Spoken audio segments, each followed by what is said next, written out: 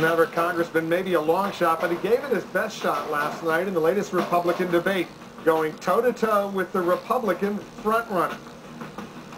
And joining us now from Capitol Hill, Congressman Ron Paul, Republican of Texas. He's a candidate for President of the United States. Congressman, you had quite a little testy exchange there with Rudy Giuliani last night. Let me run this little clip to remind our viewers what happened. They attack us because we've been over there. We've been bombing Iraq for 10 years. That's an extraordinary statement as someone who lived through the attack of September 11, that we invited the attack because we were attacking Iraq. I don't think I've ever heard that before, and I've heard some pretty absurd explanations for September 11. He really had some supporters in that auditorium. Are you ready to back away from the implication of what you were saying last night? Because certainly when you were given the chance last night, you didn't.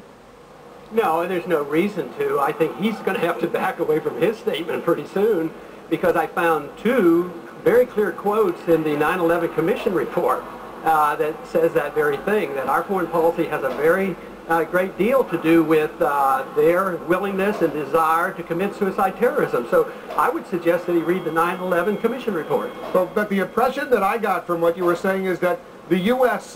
Monitoring of the no-fly zones in Iraq for 10 years before the war, that was responsible for Al-Qaeda coming to the United States and blowing up the World Trade Center? No, I said that was part of it, and part of it was the fact that we had troops in Saudi Arabia, which is considered Holy Land, and this is backed up by the 9/11 Commission report.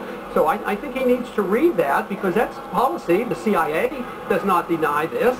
This is what they found when they went into deep investigation. So here he is, mayor of the city, and brags about all this security, and he hasn't even read the report. So I think he needs to read that report. But you were saying specifically that the U.S. had been bombing Iraq for 10 years. You didn't mention the Saudi Arabian element last night. Well, you know, in 30 seconds, sometimes you don't get to do a full explanation, but that's what the case has been.